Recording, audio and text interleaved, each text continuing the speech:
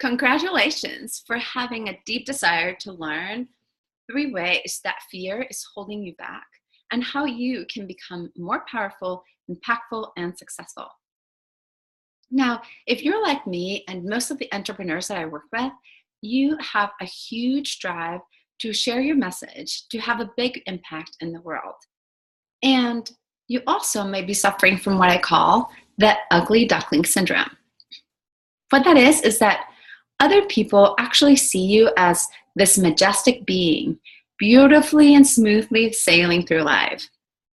Yet underneath, you feel like you're paddling like mad, trying not to sink. And others actually may see you as highly accomplished, organized, capable, successful, good-looking, and many might even be in awe of you. Yet inside, you feel like an ugly duckling, struggling to fit in, to find your place in the world, and afraid that you are going to be found out.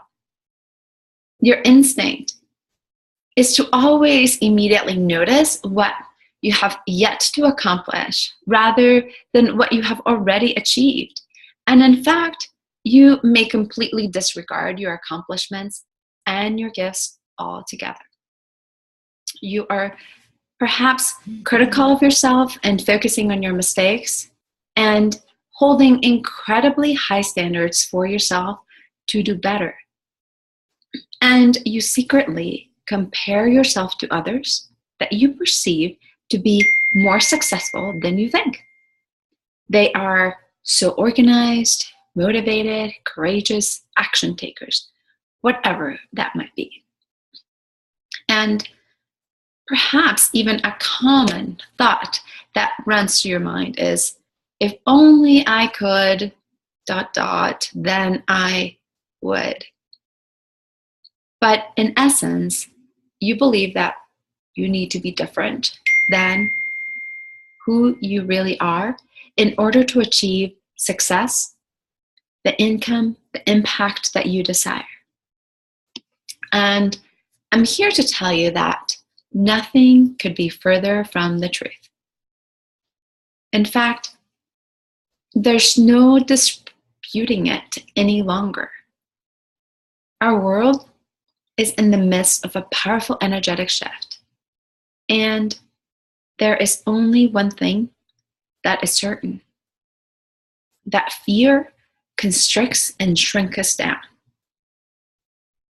That deep down, our greatest fear is not that we are inadequate, but that we are brilliant without measure, right? But that if we allow ourselves to fully unleash that brilliance, that we will become alienated by others. So we shrink down, we hide, we play it safe, and we keep ourselves just below the line. Yet, that is not helping you or me or anyone else. How do I know this? Well, I'm Dr. Elena Estanol. I'm a #1 international bestselling author, a peak performance psychologist, and an intuitive prosperity business mentor. And I'm delighted that you are here with me today. Whether you are aware of this or not, or even whether you agree with me or not, we are making history. You probably already sense it: the intensity, the disruption, the disharmony, the hate, the fear. Fear is a powerful feeling meant to keep us safe from the lions, the bears, and the saber-toothed tigers. But the reality of it is that those are not threats to us anymore.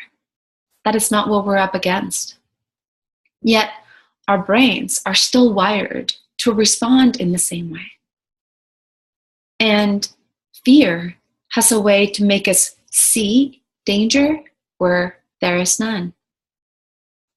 In fact, A well-used acronym that you've probably heard is fear is false evidence appearing real. False evidence appearing real.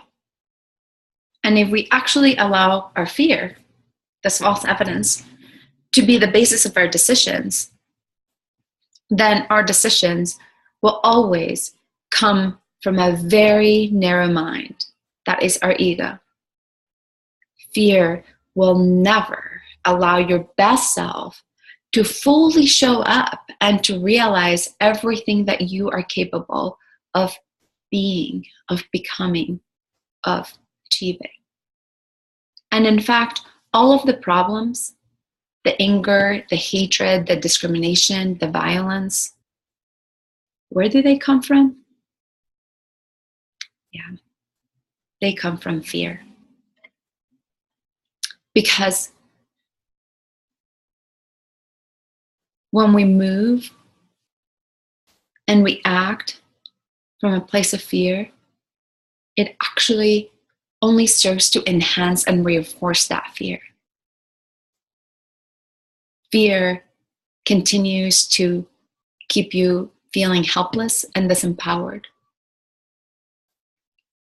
And the only thing that is powerful enough to change the tides and to shrink fear down is love.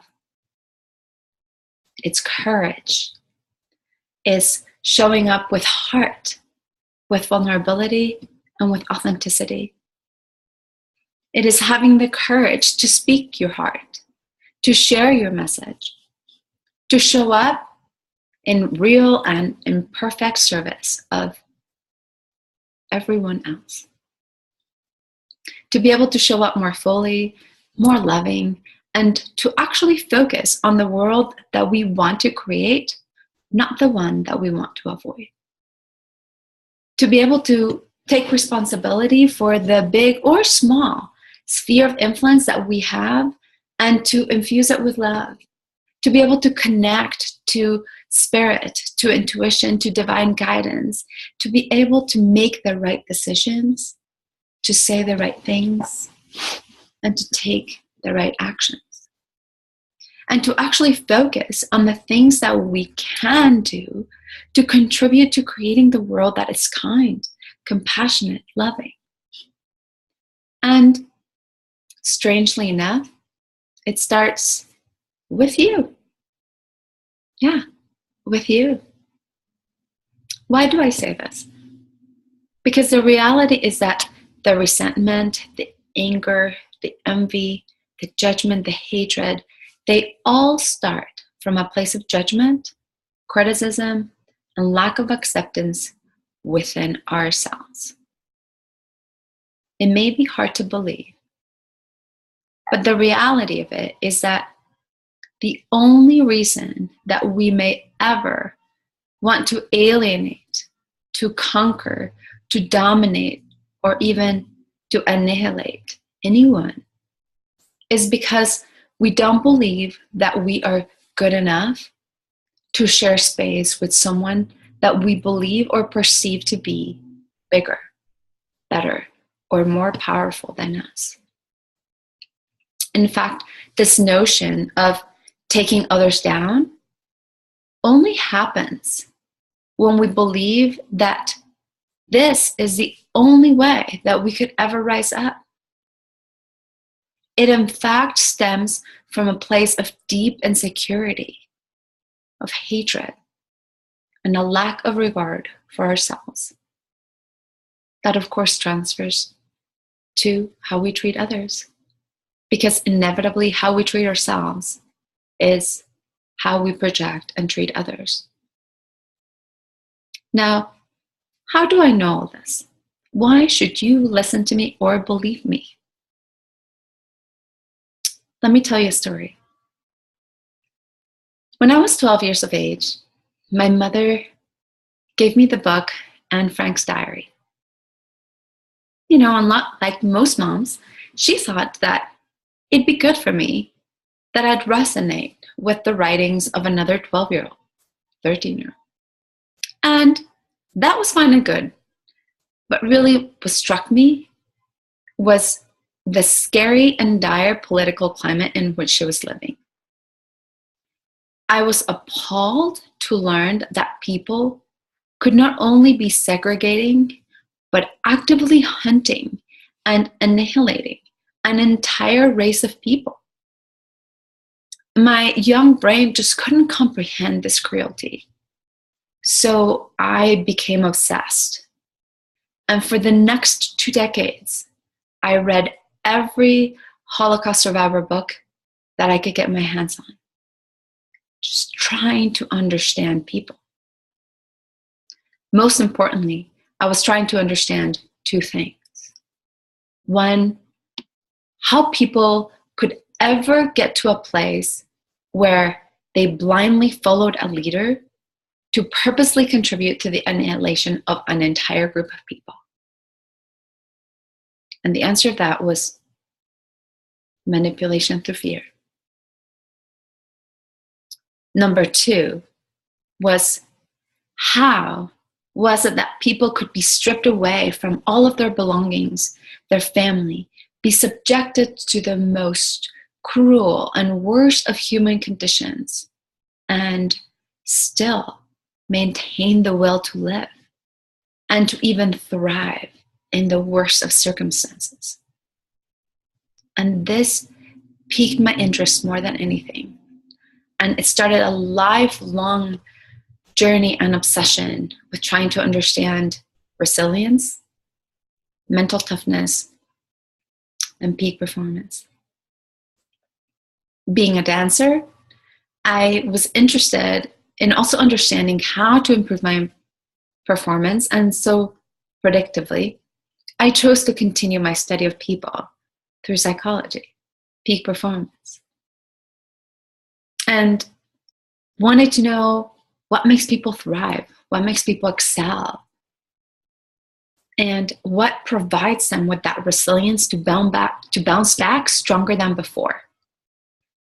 So I really dedicated myself to understanding and distilling the principles and the practices to achieve the mental toughness and the resilience responsible for unstoppable success. In fact, it wasn't only my readings through my entire life of books, but the topic of my PhD dissertation was also about resilience and understanding how resilience works in the presence of many risk factors. Yet, before I got there, somewhere along the way in my quest for success, I actually lost myself. And I fell prey to a vicious eating disorder that not only took dance, my greatest love, away from me, it took with it my will to live.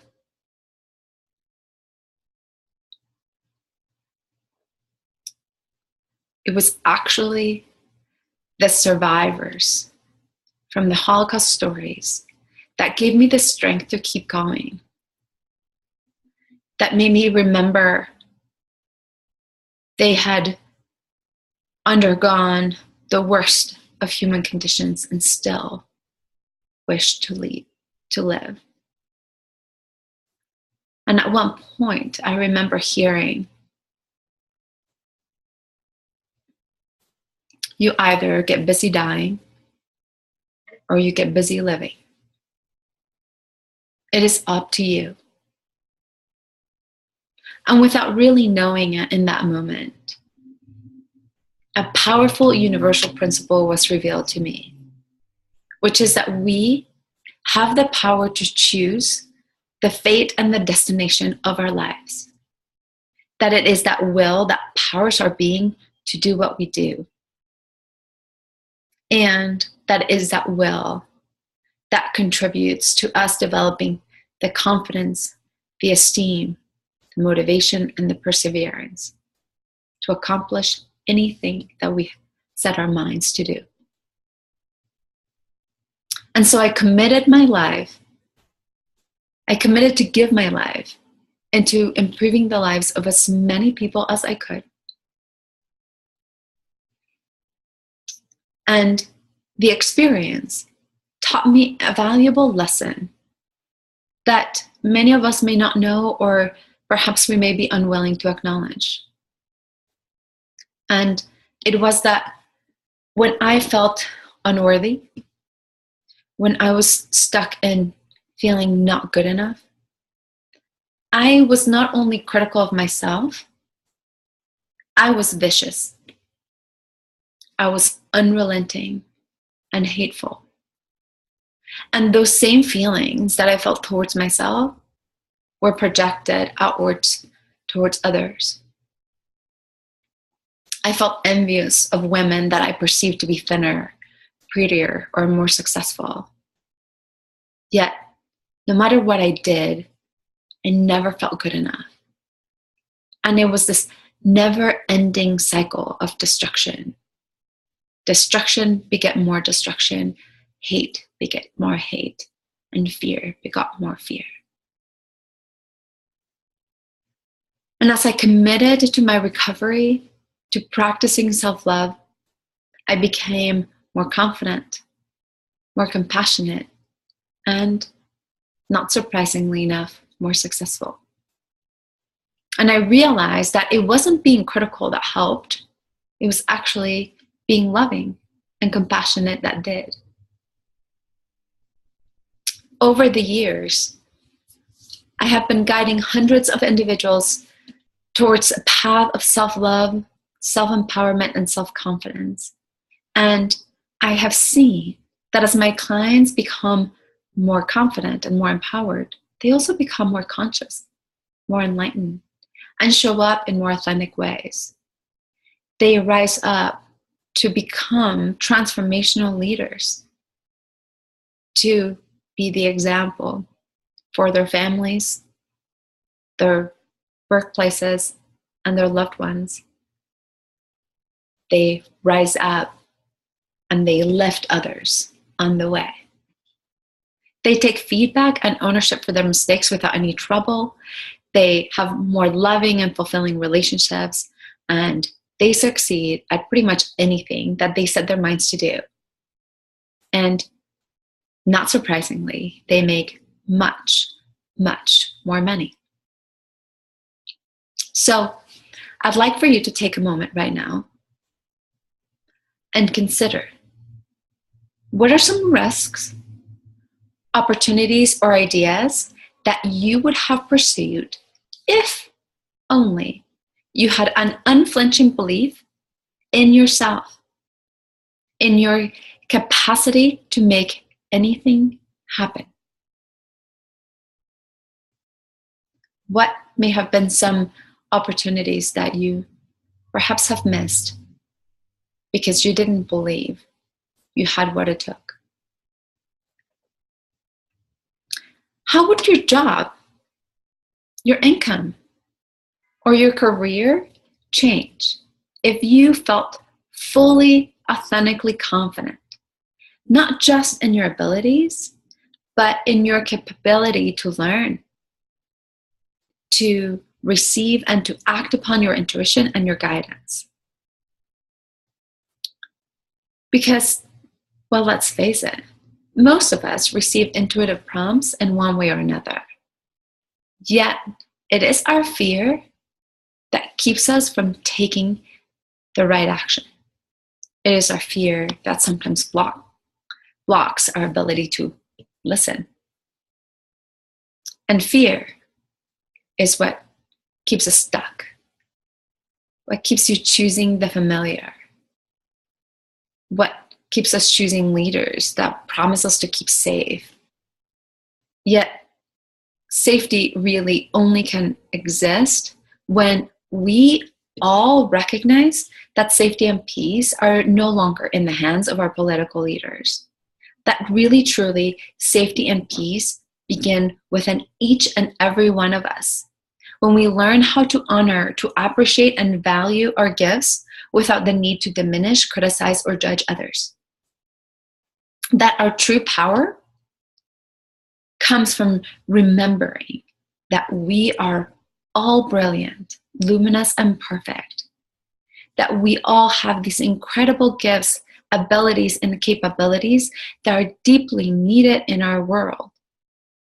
And when we realize that each one of us, you, have an important key in moving our world to a more evolved consciousness where we can all live in peace, in love, where we can all acknowledge that we are truly one and the same, that we're all brothers and sisters trying to heal our deep insecurities, that we are trying to feel valuable, and that it is within us to find that authentic confidence that will allow us to create the world that we want to create from a place of wholeness, from a place of love, from a place of confidence. And it is this confidence that will allow us to move from a scarcity mindset to an abundance mindset, where we actually know that what we need is already within our reach, that there is enough for anyone and everyone to partake, that it doesn't matter how many other people are doing and sharing the message that you have, but that your unique experience has prepared you to share it in a unique way that is deeply needed in our world. And where we are able to take responsibility for how we show up every day, day in and day out, towards building a world that we can all inhabit peacefully, abundantly, lovingly, and compassionately. Fear can be one of the most powerful destructive forces if you allow it.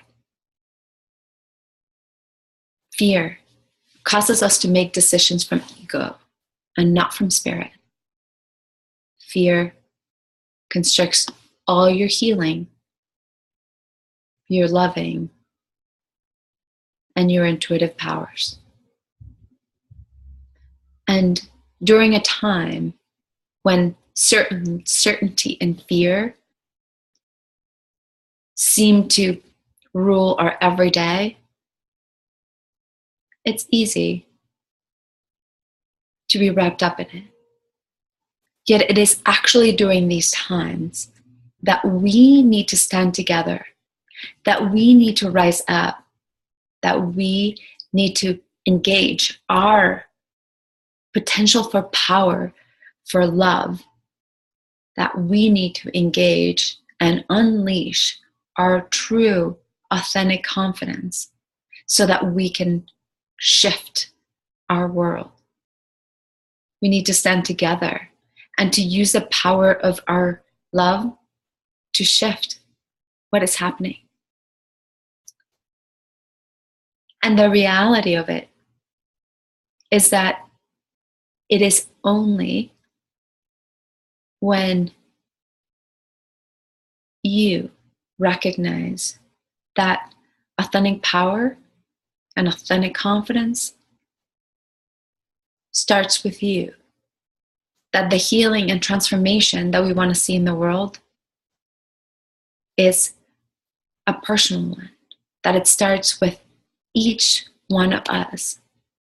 That authentic confidence is not a superficial thing or a commodity. That authentic confidence right now is one of the things that we most deeply need to be able to shift ourselves so that we can rise up, so that we can collectively change the consciousness of our world. It is not about you simply deserving it, which you do. It is about you reclaiming something that it's rightly yours, about unleashing its true potential, and about recognizing that it is not a commodity, but a responsibility, not just for you, but all of us. Rise up, change our world. And if what I've shared with you is touching you in one way or another, I invite you to my next training, in which I will discuss more specifically how confidence and making money and increasing your abundance are deeply and inextricably connected, and how you can begin to tap into that power to bring more abundance, more prosperity, more money, more success, and fulfillment into your life. Until then, I wish you love, light, and brilliant success.